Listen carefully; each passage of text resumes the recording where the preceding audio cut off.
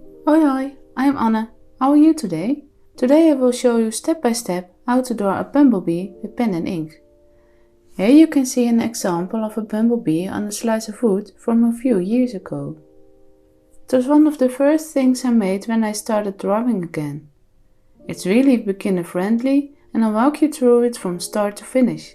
Feel free to adjust the playback speed or pause the video if needed. So relax and have fun, and let's make some art.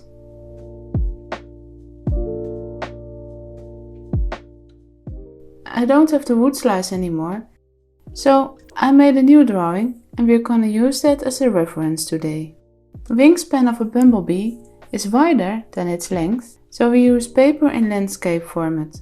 You can use any kinds of paper you want, even fabric or wood. But today I want to use something I recently bought at an art store. It's handmade paper. I want to make a postcard out of it.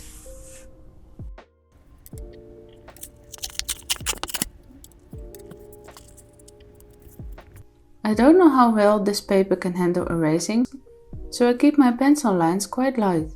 I hope you can see what I'm doing, but I'll demonstrate it on the reference first. Your drawing doesn't have to be the same size as mine, as long as your proportions are somewhat right. We divide a piece of paper into 4 equal areas. The cross in the middle corresponds to the part where the bumblebee's chest, or thorax, meets its bottom, the abdomen. We start by drawing a circle for the abdomen. We don't draw a good circle from our wrist, but from our shoulder. Hold your pencil loosely in your hand and keep your elbow relaxed against your body. Then, from your shoulder, make loose circles while keeping your wrist and elbow in the same position relative to each other. Drawing multiple circles in the same spot makes it easier to pick the right lines later on.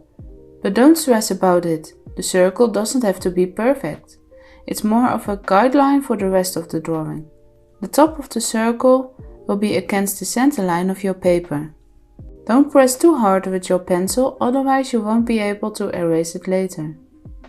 Then we make a second circle for the thorax in the same way. Only this one is slightly smaller and the bottom overlaps the circle below. Then we draw the head. You can do that by drawing a third circle, but this one is so small I'm making a semicircle on top of the other two. Now you have something that resembles a snowman with no limbs. Let's make the wings. The span of the wings is about twice as wide as the length of the bumblebee, measured from its head to its bum. An easy way to know where to put the wings is to measure it with your pencil. I'll show you. I put my pencil in the middle of the bumblebee. The tip of the pencil corresponds with the tip of its head. Then I put my index finger on the pencil where the abdomen ends. It's about here. So from the tip of your pencil till your index finger, that's the length of your bumblebee. The wings are attached to the thorax. So I put my pencil on the middle circle and I measure from the center of the circle. Then I make a little mark on the paper with the tip of my pencil. Do the same for the other side. So now you have a dot marked on either side of the bumblebee, slightly above the horizontal center line. The distance between those 2 points should be about twice as wide as the length of your bumblebee. Do you see how the bumblebee's wings resemble a triangle?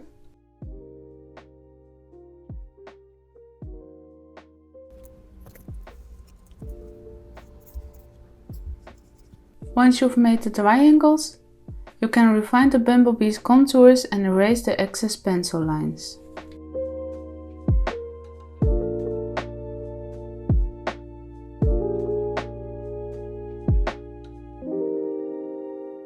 Bumblebees also have veins running through their wings.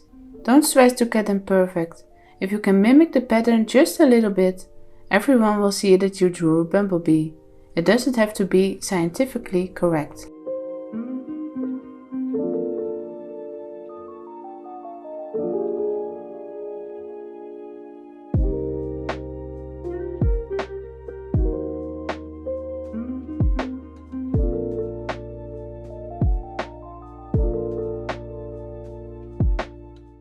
Then we map out the stripes. The bumblebee's bum is white, with a black stripe above it. Then it has a yellow stripe, followed by another black one. The bumblebee's thorax is completely black, with a yellow stripe in the middle. Remember to let the stripes bend a little over the shape of the body. A bumblebee is a fairly round creature, and you can emphasize that by drawing the stripes a bit curved. A bit like seeing the latitude and longitude of a globe.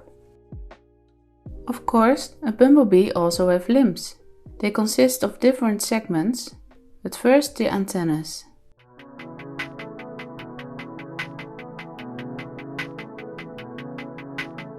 Bumblebees have 2 pairs of legs and 1 pair of arms. Just like in humans, their upper legs and upper arms are the thickest, followed by a slightly thinner part.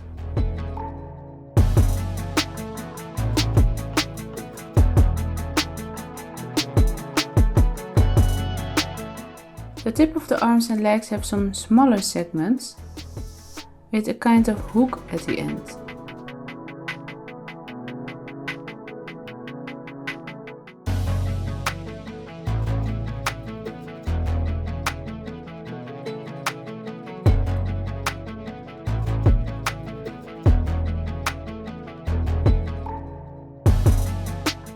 Now the pencil sketch is ready, so the hardest part is done. It's time to grab the pen. Maybe you only have 1 pen, then you can use it, it doesn't matter. But maybe, if you like me, you have a whole set of pens with different thicknesses. How do you choose your pen?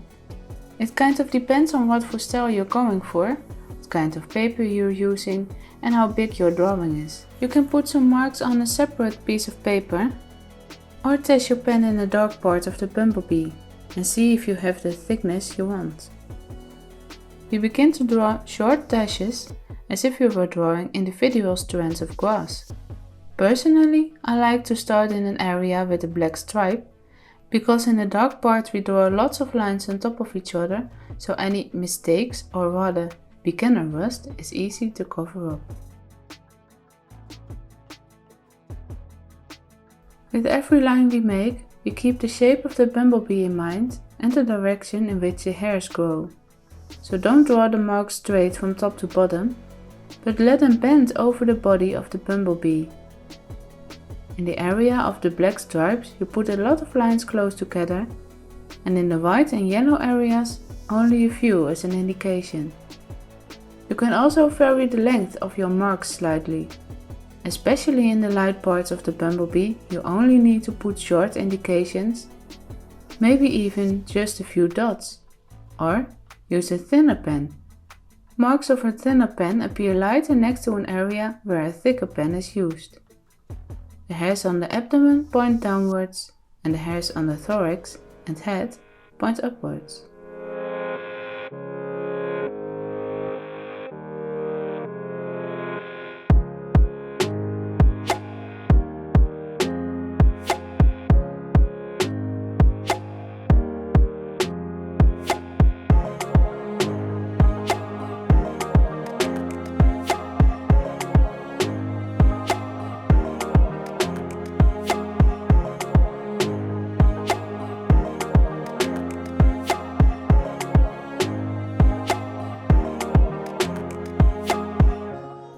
We can color the eyes, but we leave a piece of white for the reflection in the eye.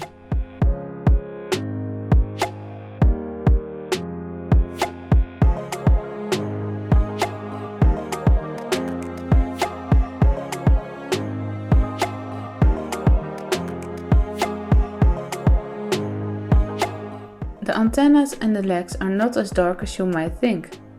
Therefore I don't color them completely black, but leave some white.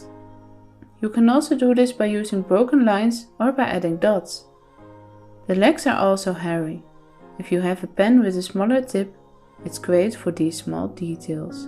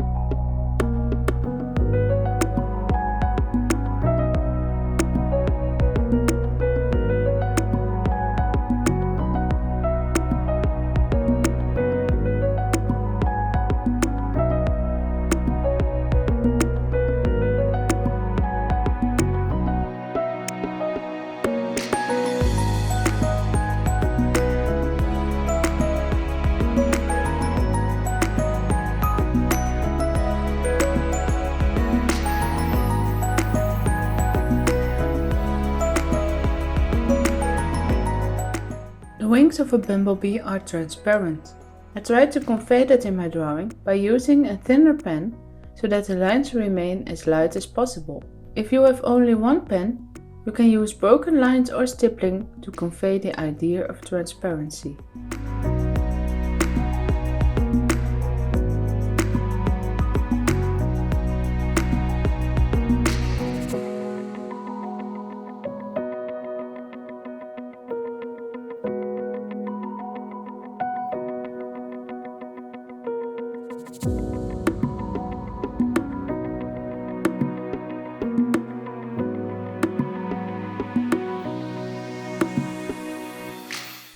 And that was it.